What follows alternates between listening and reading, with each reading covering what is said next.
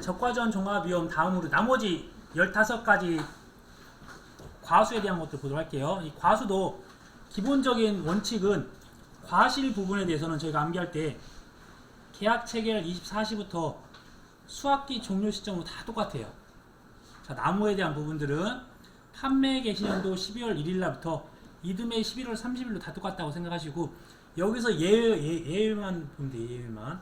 그 다음에 이 안에 있는 숫자들은 뭐 10월 11일 초과할 수 없다, 단 뭐 9월 30일 초과할 수 없다, 그 내용들이에요. 그 내용들. 그 다음에 한글로 써있는 부분이 있다 라고 하는 부분들만 별도로 암기하시면 되세요. 그래서 지금 암기는 15개라고 했지만 그냥 과실은 계약체 24시부터 수학기 종료 시점이나 다 쓰면 기본적으로 거의 80%는 다 맞아요. 나무는 판매 개시년도 12월 1일 날부터 이듬해 11월 30일이라고 쓰시면 거의 대부분 맞아요. 이것도 한 두세 품목, 한 세 품목 빼고 나머지 똑같으니까. 자, 포도, 복숭아, 자두, 밤 다 똑같네요.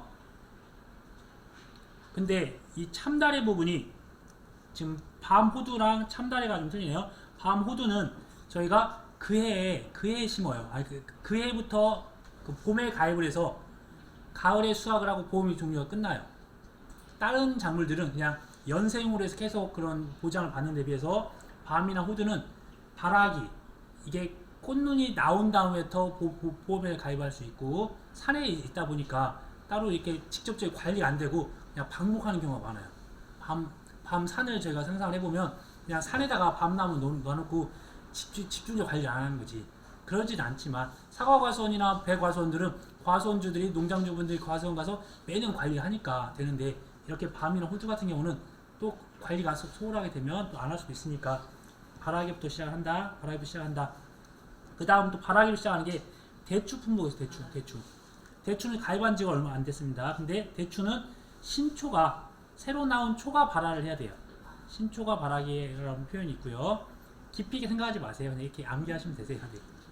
그렇다 생각하시고, 그다음 감귤 품목에서 감귤 품목 역시나 발아기, 대신 여기서 발아기가 아니었던 게 대추는 신초 발아기, 밤 호두는 발아기, 감귤은 일반 발아기였고요. 여기다가 참다래 작물은 전에 한번 제가 말씀드렸다시피 6월, 7월 정도에 보험을 가입을 해요. 6월달이나 7월달에 가입을 해서 그 해에 꽃눈이 발생을 하면 그 해 꽃눈이 이 영양생장, 아니면 생장을 하고 좀 뭐 번식을 하고 하는데 그 이듬해에 열매가 맺힙니다. 열매가. 그래서 다른 작물에 비해서 참다래는 저희가 보험을 6월, 7월에 보험을 가입해, 6월이나 7월에 보험을 가입을 해서 이때 꽃눈이 이제 생기겠죠. 꽃눈이 생기면 이게 6월, 7월 달한테 6월 30일이고 7월 1일이 되는데, 이때 이게 생기는 게 아니라, 이때 하는 게 아니라 이때 11월 30일, 이때가 보험의 종기다. 그러면 약 1년 6개월, 1년 5개월 정도가 보험에 대한 기간이에요. 참다래는 이게 특징이었습니다. 대신 참다래는 이때 가입을 할 때 나무에 대한 것들이나 비가림설도 같이 가입을 해요. 나무나 비가림설은 보험의 기간이 7월 1일날부터 6월 30일까지. 그래서 과수는 저희 키위 같은 경우는 1년 5개월에서 1년 6개월에 대한 보험 기간이 있고, 해당되는 나무나 비가림설 같은 경우는 1년마다. 근데 대신 6, 7월 정도에 처음에 가입을 하니까 이때 시점에 맞춰서 7월 1일날부터 6월 30일까지 1년간 보장을 받는다고 생각해 주세요. 그때 당연히 이때 수확하는 것도 이때 꽃눈에서 열매가 맺은 걸 보장해 줍니다. 이렇게 연결을 시켜 주셔야 돼요. 한번 보도록 하겠습니다. 그래서 꽃눈 분화기부터 시작을 할 거고요. 그 다음에 11월 30일인데 이때 전년도에 했을 거고, 해당 꽃눈이 성장하여 맺은 과실의 수확기 종료 시점이라고 해서 해당 꽃눈이 성장해 맺은 과실이라는 거, 이거 기억해 주셔야 되고요. 그 다음에 이제 이렇게 하면 끝났네요. 네.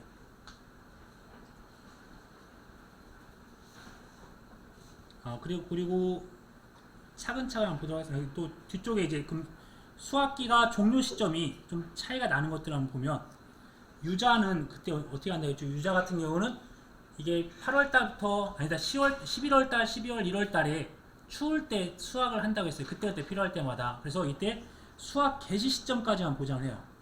제가 2차 2과목 공부할 때도 유자 같은 경우는 수확 개시 전에만 조사를 하고 수확 개시 후에 조사가 없다고 했어요. 그래서 유자는 수확 개시 시점까지만 조사를 한다. 또 OD 같은 경우도 잘 떨어진다고 했어요. 그래서 복수 5개월이라고 해서 OD는 결실이 완료되는 시점에 끝납니다. 결실이 완료되는 시점. 이제 이런 식으로 해서 두 가지 차이점이 있었어요. 나머지는 이제 이 정도 외우면 다 끝납니다. 대신 이제 단서 조항으로 날짜가 언제까지냐. 포도는 계약체 24시부터 수확기 종료 시점인데 단 10월 10일을 초과할 수 없다. 그래서 10월 10일로 끝나는 게 하나, 둘, 포도, 복숭아, 뒤에 보시면 오미자 3개가 있네요. 그래서 포도, 복숭아, 오미자가 10월 10일까지가 보험에 대한 그 부분이고요. 그 다음에 저희가 자오기라고 있어요. 그래서 자오기가 뭐 구다 이렇게 했나요? 그래서 자두, 그 다음에 밭작물의 옥수수, 그러니까 9월 30일 끝나는 게 자두, 옥수수, 그 다음에 호두, 자오기가 호구다 해서 네, 이렇게 세 가지 있습니다. 그래서 9월 30일짜리가 하나, 둘, 세 가지가 있고요. 나머지 이제 10월 31일이라고 보시면 되세요. 참다리는 아까 말씀드렸다시피 11월 30일까지 되는 부분들. 그 다음에 바라기부터, 그 다음에 유자도 10월 31일까지고요. 대추 같은 경우 10월 31일, 밤도 10월 31일. 그래서 밤이랑 대추는 이제 바라기나 신축 바라기로 해서 날짜가 10월 31일. 그러니까 바라기부터 시작하는 거는 그해 바라기가 돼서 그해 보험이 바로 종료가 됩니다. 그래서 시작이 이제 거의 10월 31일이나 9월 30일 정도 끝나는 거 될 거고요. 그 다음에 감귤은 11월 30일까지. 그 다음에 암기할 때 제가 매실은 며칠로 암기해요. 며칠로 해서 7월 31일. 그 다음에 살구 같은 경우는 이제 좀 독특하게 7월 20일. 지금 살구가 좀 어려워요. 살구가 7월 20일. 그 다음에 오디는 결실 완료 시점이 5월 31일은 복분자 5월 31일이라 엮어서 오디나 복분자는 똑같이 이제 5월 31일로 해서 이때 복수 5개월로 해서 결실 완료 시점이냐 수정 완료 시점이냐 이런 식으로 기억을 했었고요. 이제 이런 부분은 끝났네요. 이 앞부분 다 체크했고, 그 다음에 복분자는 저희가 이듬해 5월 31일까지, 그 다음에 이듬해 6월 1일날부터 6월 20일까지 특정위험, 무화과는 이듬해 7월 31일까지, 그 다음에 특정형은 8월 1일날부터 10월 31일까지 아까 설명드렸던 거. 여기에 이제 각각 독특했던 것들 중에 수확량 감소 추가 보장 아니면 과실손해 추가 보장을 하는 게 있어요. 보험 가입 금액에다가 PL 곱하기 10%만큼 더 주는 게 포도 복숭아 있었는데 좌동 똑같습니다. 그냥 과실이랑 추가로 보장해 주는 거니까. 그 다음에 쭉 내용을 보면 감귤도 똑같습니다. 감귤도 과실손해 추가 보장을 하니까 추가 보장을 해주는 게 좀 세 가지 품목이 있었는데 과실과 똑같다. 그럼 암기됐고요. 그 다음에 비가림설을 하는 게 포도, 그 다음에 참다래, 대추가 있는데 포도나 참다래는 과실이랑 똑같아요. 비가림설도 과실이랑. 그러니까 과실을 보호하기 위해서 비가림설을 했으니까. 근데 특징이 아까 참다래는 제가 설명드렸던 게 7월 1일날부터 6월 30일까지 보장을 해준다 했잖아요. 참다래는 이게 특징이 있다. 그래서 비가림 과수가 포도, 참다래, 대추인데 참다래만 과실이랑 이게 틀리다. 나머지는 다 똑같다. 좌도는 다 써있잖아요. 그 다음 나무에 대한 부분들 역시나 참다래만 독특하다고 했잖아요. 참다래는 빠져있고 나머지는 다 똑같아요. 나머지는 다 똑같고, 거기에 마지막으로 감귤 같은 경우는 저희 동상해에 대한 보장을 또 해줘야 돼요. 그렇다 보니까 나무 같은 경우가 바라기부터 이듬해 2월 말일까지. 그래서 나무에 대한 차이가 나는 건 참다래와 감귤밖에 없어야 돼요. 이 두 가지만 별도로 기억하시면 되고, 그 다음에 비가림 시설에 대한 화재 특약을 가입을 할 때 내용은 똑같다. 그 다음에 농업 수익 감소 보장을 포도만 해주잖아요. 이때 수확기 가격이 공시된 시점이다. 그래서 이제 이건 뒤에서 또 배우시겠지만 지금 밭작물 6개도 마찬가지고 이 포도도 마찬가지고 농업 수익 감소 보장은 수확기 가격을 공시하는 시점까지만 보장을 해주는 거예요. 그다음에 참다에 대한 비가림설 화재 역시는 똑같고요. 그다음에 대추도 똑같습니다.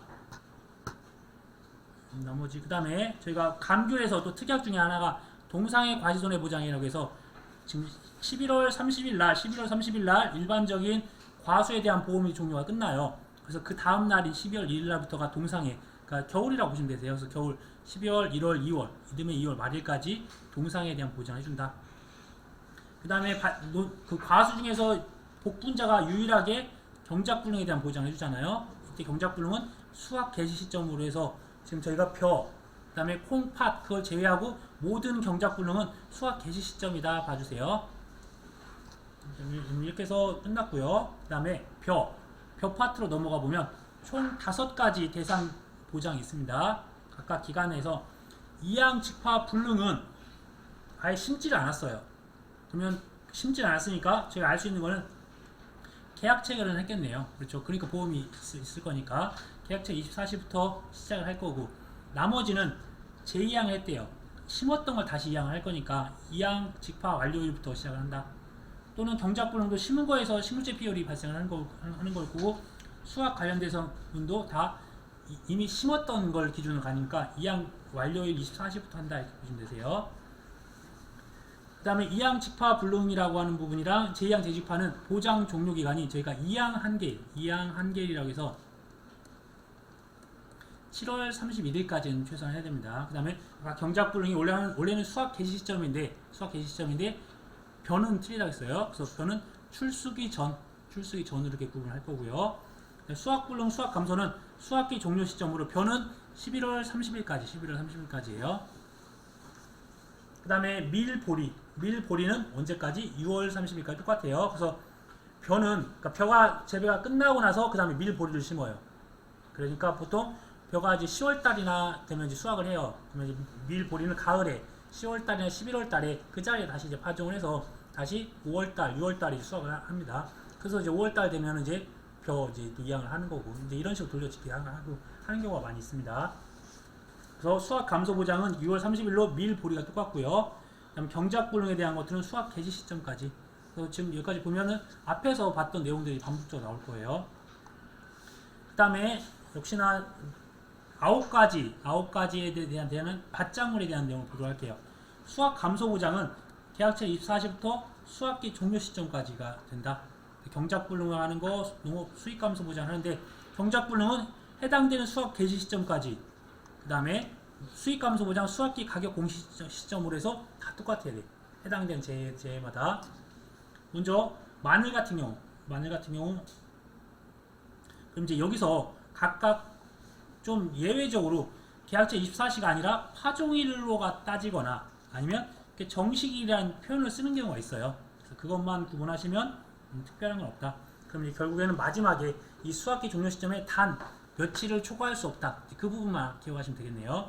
그러니까 밭작물은 저희가 그때도 설명을 드렸지만 기간에 대해서 너무 늦게 심어도 안 되고, 그거는 심어서 그해 수확하거나 가을에 심어서 봄에 수확을 해야 되니까 너무 늦게 심어도 안 되고 너무 빨리 수확해도 안 된다. 그래서 계약을 하고 파종을 하고 정식을 하고 수확을 할 때 이런 제한적인 사항들이 날짜로 있다.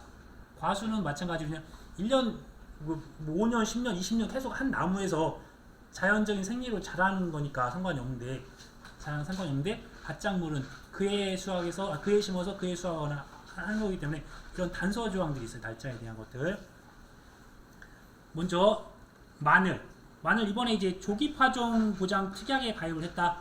그러면 해당 특약에 대한 보장 종료 시점이라고 표현되어 있는데, 이 부분 뒤쪽에 조기 파종 보장을 할 때 기억을 하도록 할게요. 마늘과 양파는 6월 30일까지 마늘만 한번 좀 보도록 할게요. 마늘과 양파를 한번 봐야겠네요. 마늘과 양파는 가을에 심어서 다음에 6월 30일 봄에 수확을 하는 품목이 지금 마늘이나 양파 지금 수확을 많이 하고 있어요. 아니면 지금 조생종은 이미 다 끝났고 지금 중생종, 만생종 지금 수확을 하고 있는 시기인데, 이때 가을에 심습니다. 심어서 이듬해 6월 30일까지 수확을 할 거예요. 근데 마늘 같은 경우는 재파종 다시 심을 수가 있어요. 그럼 최소한 언제까지 해야 된다? 재파종은 저희가 일반적으로 다시 심어야 되는 시기, 그러니까 마늘을 심어야 될 시기는 최소한 10월 15일까지 다시 심어야 돼요. 그리고 나서 재파종, 피해가 입어서 다시 심게 되는 거는 10월 31일이다. 그래서 재파종에 대해서는 판매 개시연도 10월 31일까지는 그러니까 다시 심어야 된다. 이런 제한 기한이 있고요. 그 다음에 인수제한은 한지형은 10월 10일 이전에 심으면 안 된다. 추위에 강한 거니까, 내동성이 강하니까 이건 좀 더 늦게 심어라. 그겁니다. 그래서 10월 10일 이전에 심으면 안 되고 10월 10일 이후에 심어야 된다. 대신 10월 31일 넘으면 안 돼요. 이런 것들. 그 다음에 양파는 조금 더 추위에 좀 덜 강해서 인수 제한이 9월 30일 이전에 정시가 역시나 이것도 너무 일찍 심지 말아라. 9월 30일 이전에 심으면 안 된다는 거는 9월 30일 이후, 그러니까 10월 달에는 심어야 된다. 너무 일찍 심으면 이게 싹이 빨리 터가지고 겨울에 싹이 나와서 얼어버릴 수가 있으니까 그때는 땅속에 있다가 봄이 돼서 펴야 될 거잖아요. 그래서 인수 제한으로 9월 30일 이전에 정식하면 안 된다. 지금 싹은 미리 터 있겠는데 정식을 했으니까요. 자, 다음으로 봄 감자, 그 다음에 가을재배 감자 같은 경우는 파종 완료일 24시라고 되어 있는데 이거는 그냥 크게 의미 두지 마시고 파종하는 품목이다 생각해 주세요. 그래서 보면 봄재배는 지금 이 부분도 한번 보도록 할게요.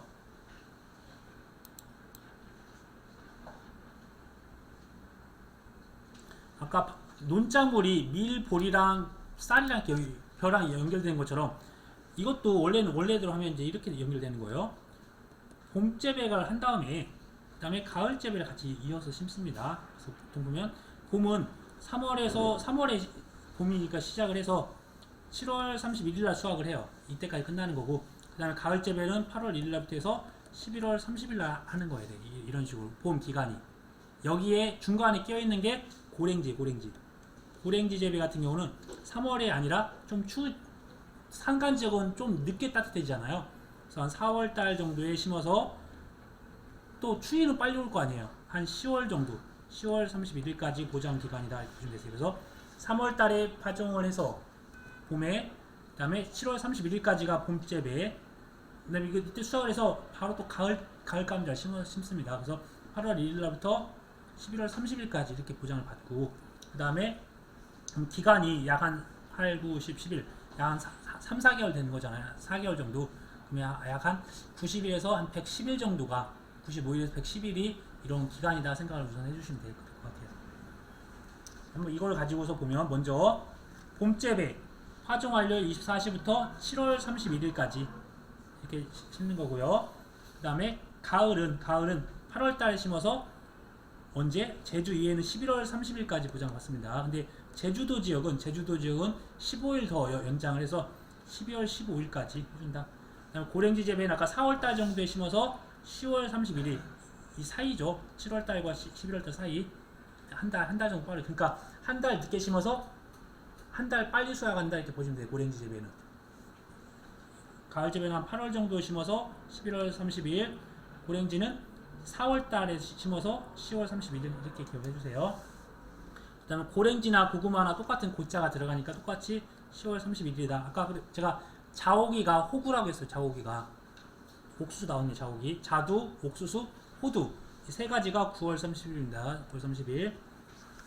그 다음에 양배추에 관련돼서도 양배추도 가을에 심어서 이렇게 봄에 수확을 하는 봄에. 그래서 가을보다도 좀 어떻게 보면 좀 늦여름 가을이라고 해야 되나요?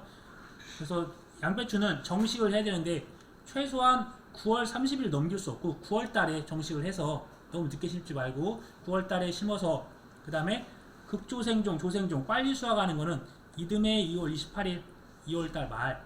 그 다음에 중생종은 보름 더 길어요. 보름. 3월 15일.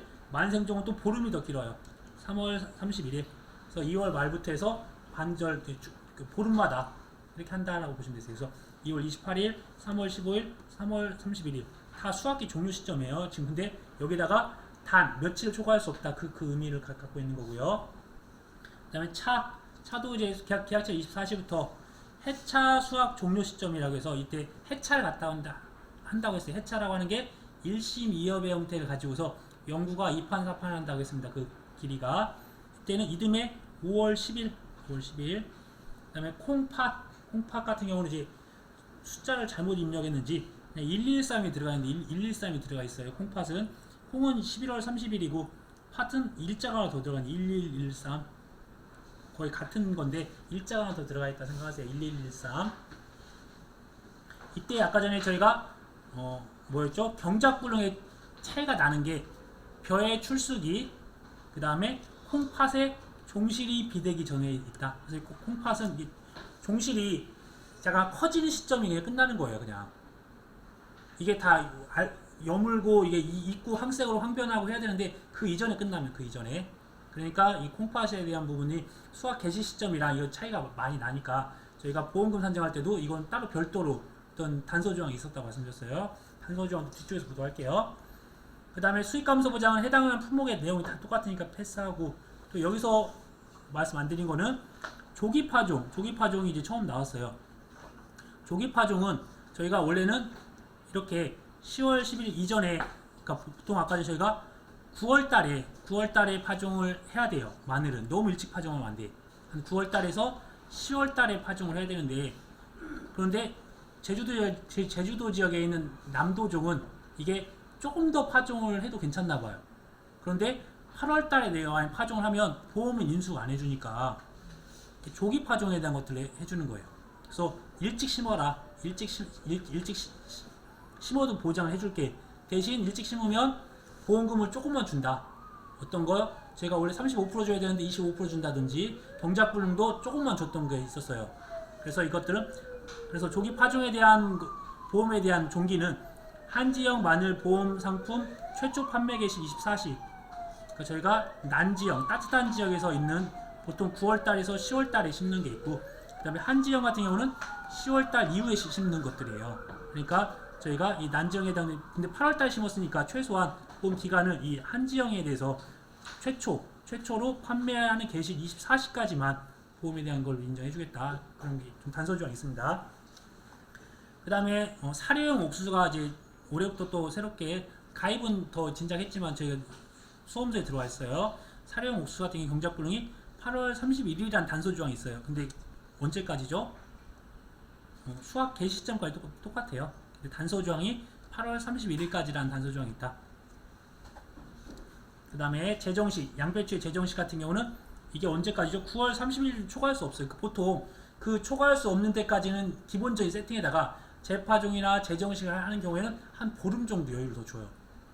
그래서 9월 30일까지 최소한 정식을 해야 되고 근데 사고가 났으면 다시 심는데 여유를 좀 주자. 언제까지? 한 15일 정도 더 준다. 이렇게 되는 겁니다. 그 다음에 인수 제한. 그래서 9월 30일 이후에 정식하면 안 된다. 그러니까 그 이전에 심어라. 그래서 저희가 양배추 후, 양파 전 이렇게 암기를 했어요. 제가 똑같이 양배추와 양배추는 똑같이 인수 제한이 있어요. 근데 9월 30일 이전에 정식하면 안 된다. 양파는 겨울을 나야 되는데 똑같이 겨울 나긴 하는데 양파 전 그래서 9월 30일 이후에 정식을 해야 인수가 되는 거고 그 다음에 양배추는 너무 늦게 심으면 안 된대요. 이거는 이제 아무래도 양배추는 잎이 이렇게 벌어져 있고 추위에 더 약할 수 있으니까 그래서 빨리 심어야 된대요. 언제? 9월 30일 이전에 심어야 된다. 이것도 그래서 양파 전, 양배추 후 이렇게 좀 기억하시고요. 그 다음에 종실 비대기랑 꼬투리가 다 이렇게 여문 거예요. 이렇게 꼬투리가 생긴 거죠. 이 안에 됐고요.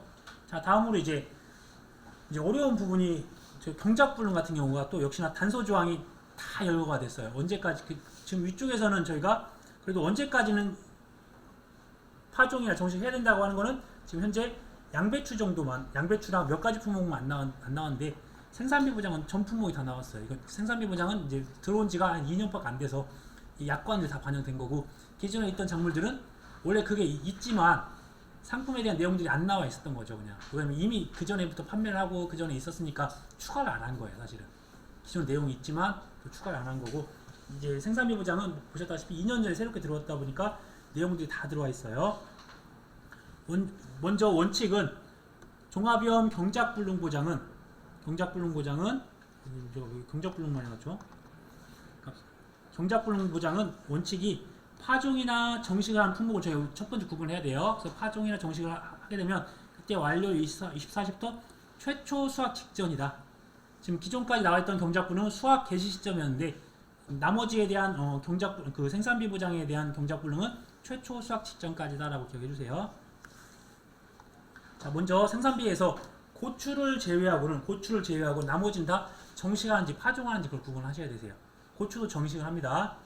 이때 저희가 암기할 때 5, 6, 7, 8, 9, 10이죠. 그러니까 200, 200이에요. 그래서 151, 161, 71, 81, 91, 201 이렇게 기억을 합니다.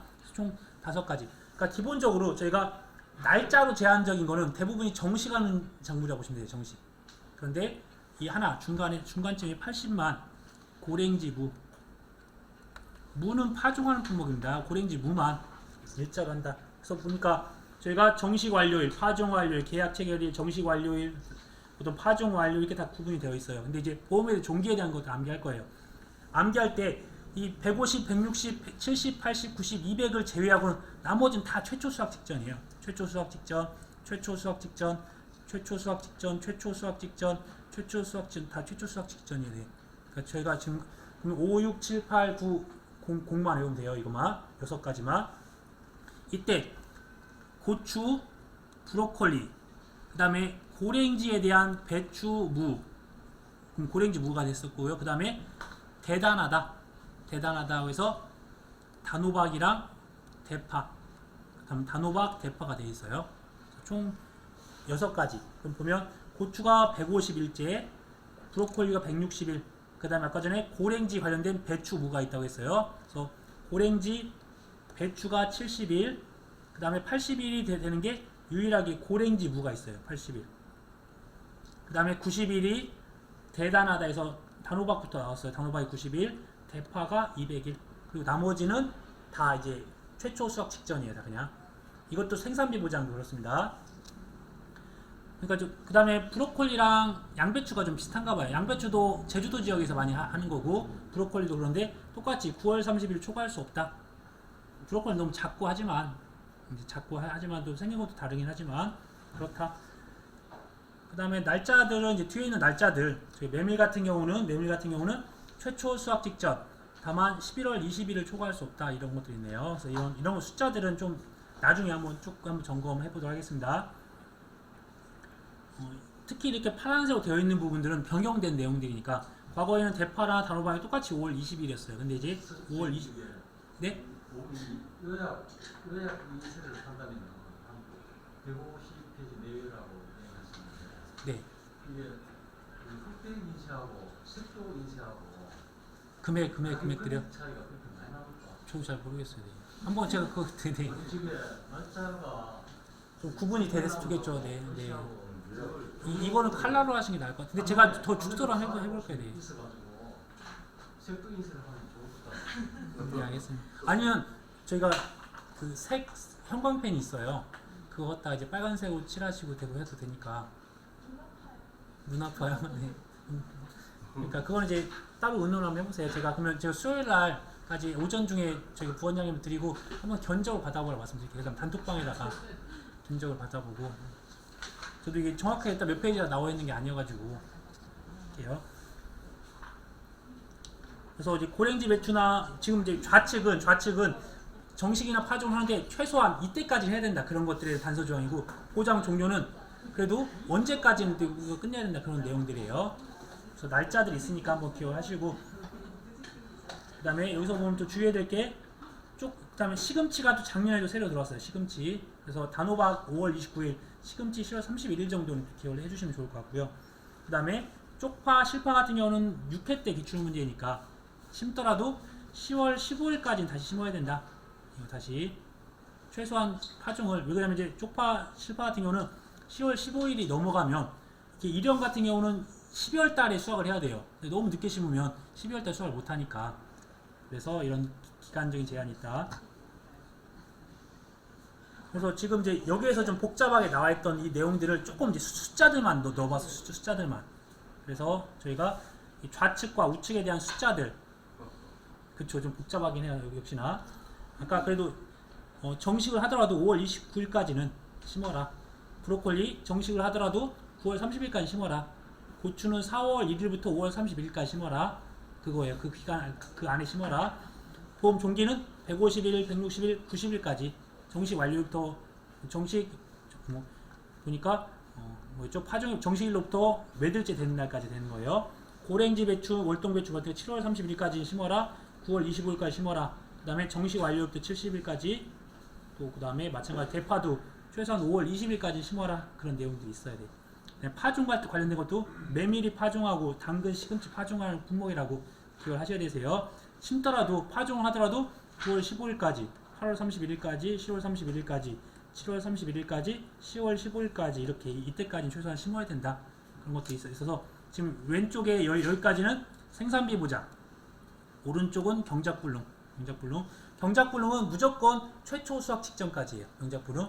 그럼 여기서 경작불능 보장을 해주지 않는 생산비 보장 받장은 뭐가 있죠? 고추나 브로콜리는 안 해줍니다. 그래서 빠져 있어요. 그건 좀 빠져 있어요. 그 다음에 내용들은 없고, 그 다음에 이제 인삼 파트로 넘어가는 인삼 파트 같은 경우는 과거에는 2형만 있었어, 2형만. 근데 이제 작년부터 1형이 이제 새로 생겼다. 그러니까 원래는 이렇게 가을에 심어서 1년간 보장을 해줬거든요. 근데 왜 나는 봄에 보험을 가입을 안 해주냐? 그래서 봄에 가입을 시켜달라 해서 5월달부터 5월은 봄에 또 그런 거 있으니까 1년간 4월 30일까지. 그래서 내용을 간단히 보면, 그러니까 5월달과 11월이라고 생각하세요. 5월과 11월이라고 생각하시고 1형은 5월, 2형은 이제 11월. 그런데 여기서 다만 6년근은 판매 기간도 10월 30일 초과할 수 없다. 그러니까 원래는 제가 말씀드렸다시피 2년근부터 5년근까지 보험을 가입을 해야 돼요. 1년씩 보험이 되다 보니까 5년근이 보험이 종료될 때 6년근이 자동으로 되어 있었어요. 그러니까 이걸 또 가입 못하게 해놨던 것인데, 이 1형 같은 경우가 등장하다 보니까 1형은 4월 30일 날 끝나요. 그러면 나머지가 여기서 보면 4월 30일 날 끝나면, 그러면 나도 11월 31일까지 단 조그만 기간이라도 보장을 해달라. 그래서 이거는 6년근 판매를, 만약에 이때 5월 1일날 이때 5년근짜리를 보험을 가입을 했어요. 그러면 이때 4월 달에는 6년근이 되어 있을 거잖아요. 그 6년근은 10월 30일 초과할 수 없이 이때 가입은 가능하다. 대신 기간이 좀 짧아진다는 거. 그래서 인삼 및 해가임설은 판매 시기에 따라서 1형, 2형으로 구분한다.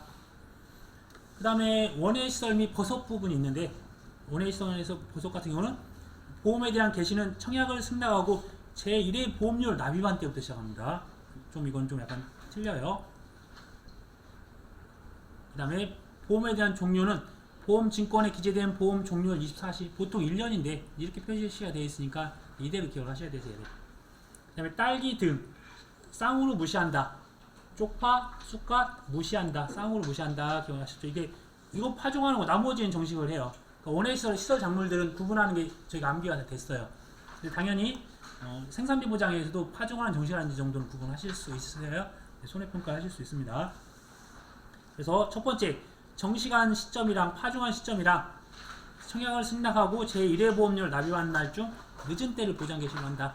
저희가 지금 오늘이 5월 7일인데 이때 이전에 정식을 했으면 5월 7일 날부터 보장을 받으면 돼요. 그렇죠? 오늘 24시. 근데 아직 정식을 5월 10일 날 정식을 했어요. 그럼 두 개 비교해서 더 늦은 때니까 이 정식이 완료한 날, 정식한 시점을 가지고서 보험 개시한다. 목적물이 있어야 되니까 파종이나 정식을 했으면 그것들이 어떤 계약의 시기가 되더라도 둘 중에 비교해서 더 늦은 날로 시작을 한다. 보장 개시를 한다. 보험 가입 금액입니다. 지금 그러면 여기까지에서는 최소한 한 문제는 나올 거예요. 이 1, 2, 3 파트에서.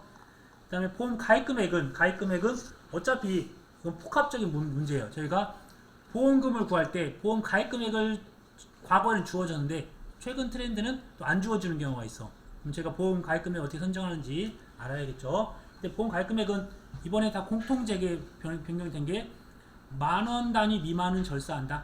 그래서 10,000원 단위로 쓴다 이렇게 생각해주세요. 그 다음에 농지나 과수원이나 다 똑같이 한다. 보험 가입 금액이라고 하는 거는 가입한 수확량에다가 킬로그램당 가입 가격이죠. 여기는 킬로그램당 가격이 되겠죠. 이때 가입 수확량이란 정의는 없어요. 근데 설명드리자면 평년 수확량의 일정한 범위, 과거에는 50에서 100% 내에서 보험 계약자가 결정한다. 그래서 평년 수확량이 일정한 범위 내에서 보험 계약자가 결정한다. 그래서 이 평년 수확량을 기준으로 하다 보니까 저희가 평수, 미평 할 때 그 평년 수확량을 쓰는 거예요. 그 다음에 나무에 대한 보험 가입 금액은 가입 결과 주수, 내가 100주, 200주 있으면 가입 결과 주수에 한 주당 가입 가격을 곱합니다. 그러면 과거에는 포도, 복숭아, 다 나무마다 금액이 있었어요. 5회 때 기출문제에서도. 근데 그게 다 삭제됐으니까 주어지면 그걸 서로 곱하면 된다. 그래서 가입 가격이라고 하는 거는 보험에 가입한 농작물의 킬로그램당 가격인데 아직 가입 가격을 물어보는 건 없었어요. 근데 당연히 평년 보험 가입 금액에다가 가입 수확량을 나눠주면 가입 가격이 나오겠죠.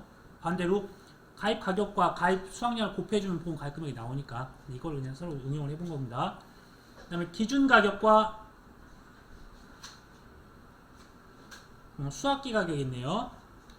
먼저 기준 가격은 농업수익 감소 보장에서만 지금 현재 존재합니다. 농업수익 감소 보장에 저희가 보험을 가입할 때 가입 수확량에 그다음에 기준 수확량을 기준 가격을 곱해서 저희가 농업수익 감소 보장에 대한 것들에 지금까지 가입 가격에다가 기준 가격이 처음 나왔어야 돼. 그다음에 기준 가격과 수확기 가격은 기준 가격은 보험에 가입할 때 정한 농작물의 킬로그램당 가격이다. 나중에 뒤에서 보실 거고요. 품목으로 되어 있는데 팥이 들어가 품목이 되는 거 아닙니까? 근데 원래 팥이 빠져야 돼야 돼. 팥이 빠져야 될 것 같아요. 전번에 사실 추가로. 네, 그러니까 2과목엔 들어가 있고 1과목엔 팥이 없어요. 네. 뭐 그런. 네, 아마 빠질 것 같아요. 그래서 아마 5월 9일 날 수정하는 것들도 그런 것 같아요. 그래요. 근데 제가 또 약관도 보고 했는데 빠져 있더라 없더라고요. 예. 그래서 우선은 7가지 종목, 그래서 포도 하나, 그다음에 나머지 밭작물 6개. 아무튼 최선을 다해서 마지막까지 수정을 했으면 좋겠네요. 네. 올림픽 평균값이라고 하는 거는 저희가 이제 김연아 선수가 이제 어떤 좋은 이제 점수 받기 위해서 팻말을 5개 이제 들잖아요. 그래서 10점입니다, 10점입니다, 10점입니다, 9.9점입니다, 11점입니다. 이렇게 줄 수 있게 10점 만점에. 그러면 최대 최소 빠지고 나머지 3개에 대한 평균값 10 더하기 10 더하기 10을 한 것을 3으로 나누면 평균 10점 만점을 받는 그런 게 있죠. 그래서 연도별 평균 가격에 최대값과 최소값을 제외하여 평균값 산출한다 이렇게 보시면 되세요. 그다음 수확기 가격은 수확기 때 킬로그램 가격을 갖다 할 거고요. 이제 이렇게 하면 이게 우선은 기본적인 것들 끝났어요. 그다음에 감액은 좀 이따 보고요. 여기에다가 저희가 생산비 보장부터 먼저 보면 생산비 보장에 이제 새롭게 원래 생산비 보장은 제곱미터당 보장 생산비가 얼마다 여기다가 재배 면적 곱했던 거예요. 그래서 그게 생산비가 됐던 건데 조사료용표랑 사료용 옥수수가 이번에 들어오면서 똑같은 방식으로 했습니다. 그래서 보장 생산비와 가입 면적을 곱해서 조사료용표, 역시나 사료용 옥수수도 단위 면적당 보장 생산비와 가입 면적 갖다가 생산비에 대한 방식으로 가져갔습니다. 근데 여기서 고추나 브로콜리에 지금 잔존 보험 가입 금액이라는 게 존재해요. 그래서 보상액이 발생을 하면 보험 가입 금액에다가 해당되는 원래 보험 가입 금액이 1,000만원이었는데 내가 보험금을 200만원을 지급했다라고 하면 잔존 보험 가입 금액으로 800만원이 잔존 보험 가입 금액으로 세팅이 돼요. 그런 부분이 일단 됐고요.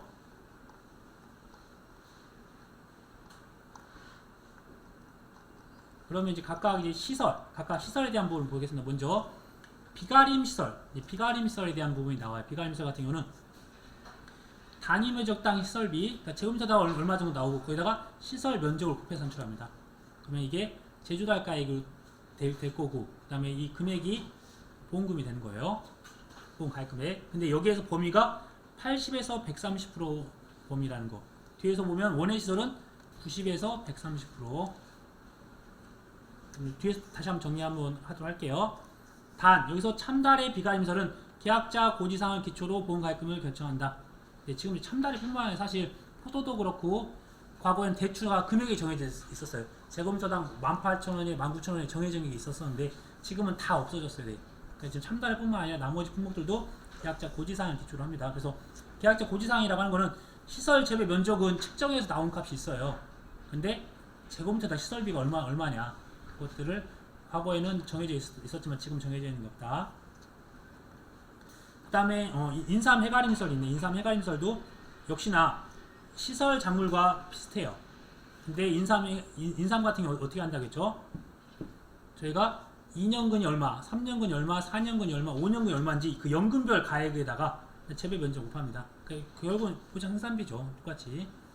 그 다음에 해가림설은 제주달 가액, 그러니까 단위 면적당 시설 단가에다가 곱하기 재배 면적을 곱하면 돼요. 그런데 해가림설이나 축사는 감가를 한다고 해서 감가. 그래서 곱하기 1 빼기 감가 생각률.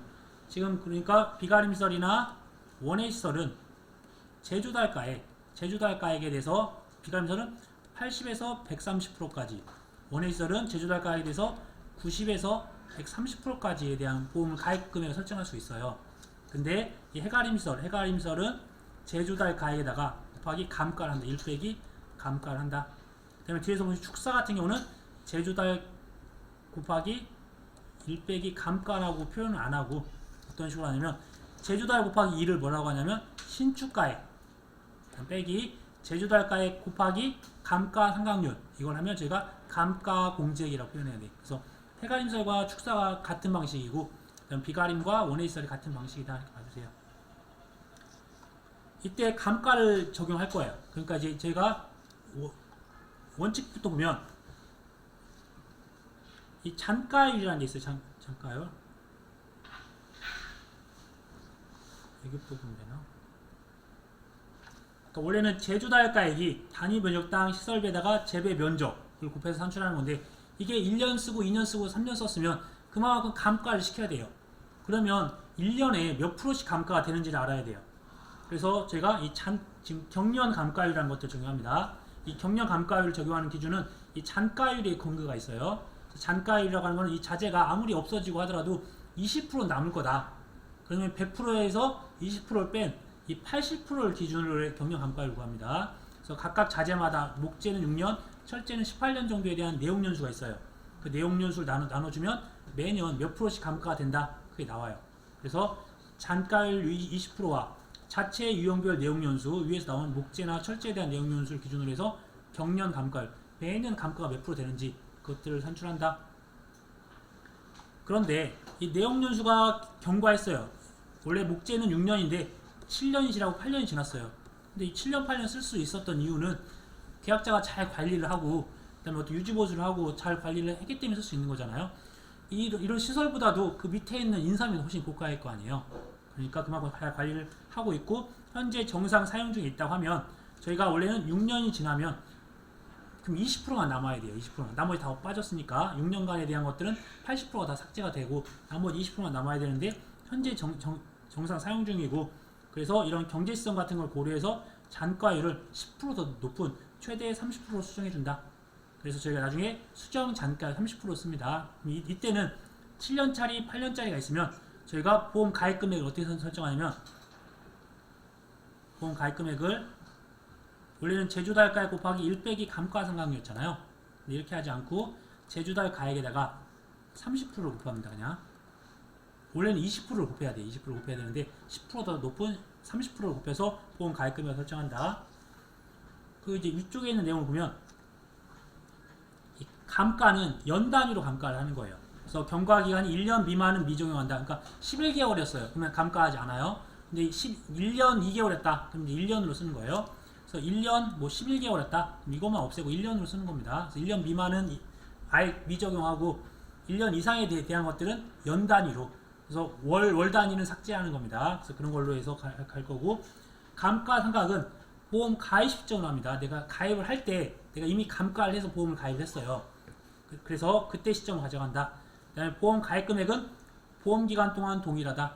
그걸 뭐냐면 저희가 예를 들어서 5월 1일 날부터 4월 30일까지에 대한 보험에 대한 기간이 있었다고 하면 이 기간 1년 동안에 사실 내가 이 목재를 처음에 10월 달에 처음 샀어요.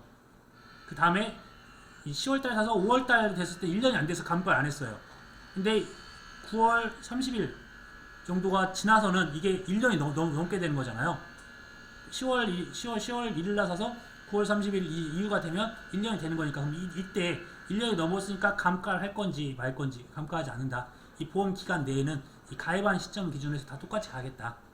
그 다음에 당연히 이 4월 30일 이후에 다시 가입할 때는 1년이 넘게 지났으니까 1년 감가를 하는 거예요. 그냥.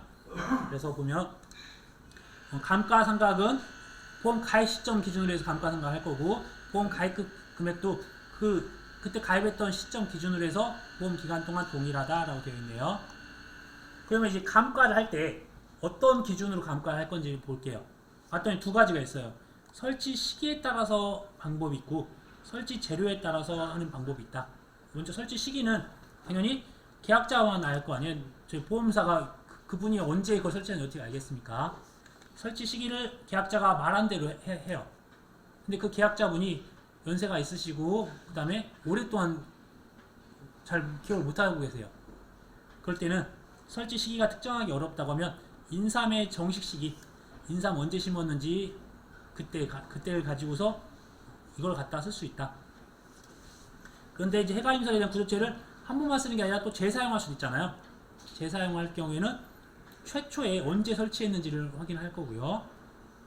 근데 역시나 최초 설치 시기를 알 수가 없어요. 그러면 영수증이 있겠죠. 최초에 대한 구입 시기. 그걸 갖다가 판단해서 한다. 그래서 원칙과 예외를 같이 보시면 돼요. 그럼 설치 재료라고 하는 거는 원래는 동일한 재료로 해야 돼요. 전부 다 목재로야 아니면 철재로 했어야 되는데, 그래서 동일한 걸로 하였을 경우에는 그냥 가장 넓게 분포된 걸로 하겠다. 저희가 이 전체 면적이 있는데 이만큼만 또 다른 걸로 좀 땜빵 했어요. 그러면 그래도 전체 면적으로 해서 보험을 가입을 하려고 하다 보니까 가입을 하려고 하니까 많은 면적으로 해야 되는 부분이 있어. 이렇게 한다. 그런데 일부는 철재로 하고 일부는 목재로 했어요. 이렇게 다른 재료로 했어요. 그러면 저희가 보험 가입을 어떻게 할 건지, 원칙상으로는 각각의 면적만큼 구분해야 됩니다. 그래서 원래는 인수가 안 돼요. 이런 경우는 이게, 그래서 사실은 재료별로 설치 구역이 나누어져 있는 경우에만 인수가 가능하다. 그래서 이 부분이 명확하게 철재가 50%, 목재가 50%, 아니면 뭐 60%, 40% 이런 식으로 명확하게 나와 있어야, 이 철재 같은 경우는 뭐 보장 생산비가, 아니 시설 단가가 10,000원인데 10,000원인데 목재는 뭐 4,000원이에요. 뭐 이런 식으로 되면 보험 가입금액 자체가 틀려져 버리잖아요, 많이. 그러니까 원칙은 철재와 목재가 구분이 다르면 각각 개별적으로 가입을 한다. 근데 이게 명확하게 구분되어 있을 경우에만 예외적으로 인수를 해준다. 그때는 산정이 가능하니까. 이런 부분이 있었네요. 그 다음에 내용이 이제 원해시설은 미리 한번 설명을 드렸어요. 지금 전산으로 산정됐다. 제가 일반적인 뭐 PVC나 일반적인 자재들은 전산에 다 이미 등록이 되어 있어요. 그래서 어떤 자재 쓴다라고 하면 그게 나와요. 전산으로 해서 기준 보험 가입금액이 나오면 거기에다가 90에서 130%, 아까 말씀드린 90에서 130%. 근데 적산이라고 하면은 제가 건축 용어로 하나하나 쌓아간다고 하네요. 그래서 하나하나 쌓아가지고 그때 나왔던 금액이 산정이 불가능해요. 결국은 계산할 수 없었어요. 많이. 새로운 자재나 그다음에 거의 등록되지 않는 자재 같은 게 나오게 되면 산정이 불가능할 때는 계약자가 고지하는 사항대로 한다. 결국 계약자가 얼마 들었다라고 하면 그거 갖다 하는 거예요. 근데 단 유리온실, 경량 철골조 같은 경우는 가격 차이가 워낙 많다 보니까 이때는 단위면적당, 그것도 5만원에서 50만원 범위에서 가입금액 선택이 가능하다. 그러니까 한도가 있는 거예요. 최소 5만원, 최대 50만원 한도로 한다. 그 다음에 버섯 재배사 관련돼서도 단위면적당 5만원에서 50만원까지 한다. 지금 이제 이게 사실 이제 버섯 재배사에만 있으면 안 되는데, 아무튼 버섯 재배사에 어떤 게 있냐면, 지금 저희가 이제 기존에는 이게 제조달 가액으로 이게 보험금을 산정했다고 하면 이게 지금 제조달 가액이 아닌 시가로 보상한다. 시가 보상한다. 이렇게 기억해 주셔야 되세요. 그래서 원칙은 시가 보상인데 내가 제조달 가액 특약의 미가입 시 고지된 구조체 내용에 따라 감가율을 고려하여 시가 기준으로 결정한다. 제조달 가액 특약 가입 시에는 제조달 가액 기준으로 결정한다. 이렇게 되어 있네요. 그래서 제조달 가액으로 내가 보장 받겠습니다라고 특약을 가입하면 제조달 가액으로 보상을 할 거고, 그 다음에 내가 제조달 가액 특약에 미가입되어 있으면 그러면 시가로 한다. 보시면 되세요. 그래서 보험사고 시 지급 기준과 동일하다. 그러니까 결국은 내가 제조달 가액으로 가입했으면 가입도 제조달 가액으로 가입을 하고, 내가 제조달 가액을 그 특약 가입하지 않았으면 시가로 가입하고 보상도 시가로 한다는 거예요. 그다음에 부대시설은 다양하니까 전산에 남아있는 게 없겠죠. 그러면 계약자 고지사항대로 한다. 버섯 같은 경우 똑같은 내용들이 있고요. 그 다음에 시설 재배 농작물, 저희가 그러면 시설 재배 농작물이라고 하는 거는 하우스에 저희가 뭐 1월부터 6월달까지는, 아니면 면적에 대해서 내가 딸기를 쉽게 심겠어요. 그 다음에 뭐 7월부터 12월까지는 토마토를 심겠어요. 뭐 이런 식으로 해서, 아니면 수박을 심겠어요. 이런 식으로 해서 연간 재배 예정인 식물이 그 시설 작물 중에서, 이 중에서 생산비가 높은 작물, 그걸 갖다가 보험 가액을 설정한다. 결국은 그 설정에다가 재배 면적 곱하는 거겠죠. 그리고 또 역시나 보험 가액의 50에서 100% 범위 내에서 계약자가 가입 금액을 설정한다. 이렇게 보시면 되세요. 그 다음에 가축과 축사가 마지막인데 축사는 저희가 아까 말씀드렸다시피 현재 가액이라고 해서 보험 가액 금액을 신축가액 빼기 감가공제 아까 어떻게 하냐 했죠? 원래 제조달가액 곱하기 1 빼기 감가상각률 이게 해가림설이잖아요. 해가림설. 근데 이걸 제조달가액 곱하기 1을 곱하면 제조달가액이 새로운 거 신축가액이 나올 거고 그럼 제조달가액 곱하기 감가공제 감가상각률 이거네요. 그럼 이게 신축가액 곱하기 감가율이 감가공제 이게 감가공제액이라는 거예요. 그래서 같은 공식을 좀 다르게 풀어놨어요. 그래서 신감이라고 기억하시면 되세요. 그래서 축사도 동별로 가입하고 일괄로 다 가입해야 된다. 동단위로 해가지고 전체 가입을 해야 된다. 가축 같은 경우는 기준가액이 각각 어떠한 뭐 종돈, 뭐 모돈, 어떤 젖소, 암컷, 수컷, 아무튼 그런 것들에 대한 것들이 한우 그런 것들이 있다고 하면 기준가액이 나올 거예요. 거기다가 개체수만큼 곱해서 산출한다. 특별한 건 없네요. 그 다음에 저희가 적과정에 대한 감액이라고 하는 거는 보험 가액 금액을 줄이는 거예요. 그래서 적과정 감액만 하고 잠깐 쉬도록 하겠습니다. 적과정이라고 하는 부분들은 저희가 기본적으로 적과가 종료되는 시점 이때 가장 중요한 게 적과후 착과수라고 했죠. 적과후 착과수. 적과후 착과수가 있는데 저희가 가입을 원래는 만기가 열린다고 보험에 가입을 했어요. 이쪽에. 근데 적과후 착과수를 해봤더니 한 6,000개밖에 달려있지 않았어요. 6,000개. 당연히 이때 6,000개가 달려있으면 이 부분에 대해서 착과가 감소됐다고 인정을 받으면 이 부분에 대한 보험금을 저희가 주면 돼요. 근데 아무런 재해가 없었어요. 재해도 없었고 사고도 없고 착과 감소도 인정도 안 되고 하면 저희가 지금 달려있는 게 6,000개라고 했는데 이 6,000개를 기준으로 가야 되니까 그래도 이전까지는 뭐 피해가 있었으면 인정해줬을 거니까 인정해줬을 건데 아무런 사고 없이 그냥 단지 6,000개로 감소가 됐다. 그러면 앞으로 이 부분에 대해서는 보장을 해주면 안 되는 거잖아요. 그래서 이 부분들에 대해서 감액을 하겠다. 감액을 하면 대신 보험 가입 금액이 감액이 됐으니까 대신 차액 보험료를 주겠다. 차액 보험료. 얼마만큼에 대해서 이 4,000개에 대해서 앞으로 남은 기간에 대해서 지금 여기가 보면 경과 비율 여기가 미경과 비율 이만큼을 경과했으니까 이걸 빼고 남은 부분에 대한 미경과 비율에 대한 부분에 대해서 이 4,000개에 대해서 주겠다. 그러면 저희가 4,000개를 주는 게 이 6,000개에 대해 주는 게 아니라 이 감액된 4,000개에 대한 것들 주는 거잖아요. 그래서 감액된 4,000개에 대해서 미경과 비율 적용해서 보험료를 돌려주겠다. 그런 개념이에요. 보겠습니다. 그래서 저희가 가입 수확량 아까 이게 10,000개가 있었어요. 가입 수확량이 10,000개였다. 그래서 기준 수확량 적과후 착과수를 해봤어요. 근데 이게 6,000개밖에 안 나왔어. 이것이 초과됐잖아요. 초과하는 경우에는 그 초과분은 제외한다. 초과분 4,000개에 대해서는 제외를 한다. 그래서 이 가입 수확량이 조정되고 보험 가입 금액을 감액한다. 보험 가입 금액이 10,000개 기준이 아닌 6,000개 기준으로 가입 금액이 설정이 되고 나머지 4,000개에 대해서는 보험료를 돌려준다. 그런 의미입니다. 조건은 적과 전에 사고가 없었어요. 인정되는 게 있었으면 당연히 4,000개가 뭐 피해로 떨어졌다. 그렇게 인정을 받아서 보험금을 주면 돼요. 근데 인정되는 거 없이 숫자만 줄었어요. 어떤 계약자가 영농관리 잘못했거나 인정되는 피해가 없이 그렇게 됐다. 그래서 적과 착과량이 평년 착과량보다 적게 되는 경우에요. 이때 저희는 계약자가 부담한 보험료에다가 아까 미경과 비율인데 전부가 아니라 감액된 부분에 대한 미경과 비율에다가 감액분에 대한 계약자 부담 보험료를 곱해서 산출한다. 이게 차익보험료예요. 만약에 미납이한 보험료가 있으면 미납이한 보험료 차감한다. 이때 저희가 이제 암기를 또 하셔야 되세요.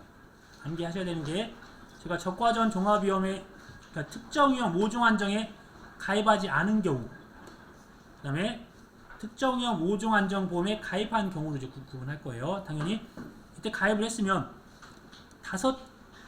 5재해만 보장을 받았으니까 조금밖에 보장을 못 받았어요. 그렇죠? 근데 여기는 종합위험에 가입을 했어요.